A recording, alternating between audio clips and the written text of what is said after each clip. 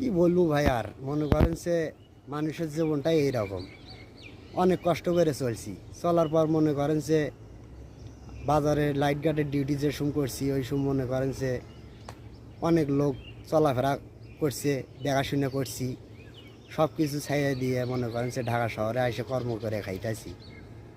এই কর্মজীবন নিয়ে মনে করেন যে বৌসলপুল নিয়ে দেশে যাওয়ার চিন্তা ভাবনা আছে, এটুক ছাড়া ভাই কোনো কিছু নাই। আর আমি তো মনে করেন সে এরকম পরিকল্পনায় কোনো দিন পড়িও নেই। আপনার মতন লোক পায় ভাই আমি খুব খুশি। আপনার সাথে যে আমি দুটো কথা শেয়ার করতে পারলাম আমার খুব ভালো লাগিচ্ছে। দেশ গ্রাম থেকে মানুষ আপনার কাছ থেকে অনেক টাকা জোর করে এইভাবে পরিকল্পনা আপনার ফালাই দিয়ে টাকাগুলো নিল, এটার উদ্দেশ্যে কিছু বলেন।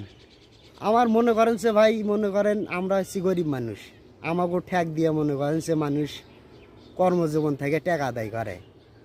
মনে করেন সে ফাঁসানোর চিন্তা ভাবনা। মনে করেন সে আমার এই জিনিসটা হারায় গেল, এই জিনিসটা হারায় গেছে, আপনারা ডিউটিদার, আপনারা কি করছেন, এইগুলো মনে করেন 10 জনাক দেখায় এটা ডিগলিশন করে তারপরে চিন্তা ভাবনা করে তারপরে বুঝছি আমরা যে আসলে জিনিসটা কি। জিনিসটা পরে দেখি যার জিনিস তাই ফাইলজামো করে।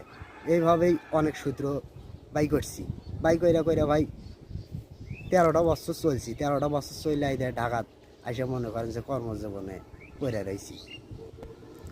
কারণ মনে করেন যে যে আপনার কষ্টের টাকাগুলো যে নিচ্ছে, কারণ এটা তো আপনি ইচ্ছা করে, কারণ আপনার খুব হালালি টাকা, এটা হ্যাঁ, এটা আপনার খুব কষ্টের টাকা। হালালি টাকা ভাই। আমার হচ্ছে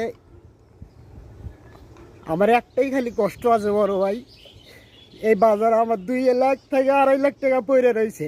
এই টাকাটা যদি আমি না পাই, এটা যেন আমাকে আখের হাতে দিলে দেয়, আমার বাপের হক আর আমার হক। কারণ আপনার এই টাকা একদিন না একদিন আপনি পাবেন, আমি কিয়ামতের দিন হইলেও পাবেন। আমি এই টাকা মাপও দিব না, এই টাকা ছাড়ও দিব না। আমি ডিউটিদার মানুষ হয়ে আমি আর্ডার কমিটি হয়ে বলছি যে আমার কষ্টের টাকা আমার বাপ কোনো দিন চাই নাই। আমি আপনাকে কইতাছি আমার টাকাটা কালেকশন করে দেন গা। তা আমাকে কয় যে কার কাছে কালেকশন করবো, কেউ চাইলে বন্তর দেয়, কেউ দেয় না, এভাবে কি চলন যায়? তা আমি যতদিন ঢাকায় আছি ততদিন আমি চামু না। আমি দেশে ফিরলে বন্তর আমার অনুদান আমি চায়া নেবো। আমার অনুদান আমি যদি চায়া না পাই তাহলে আমি আইনের আশ্রয় নেবো। আমরাও সরকারের আইনের আশ্রয় যদি না পাই তাহলে সেন আল্লাহ বিচার করবো।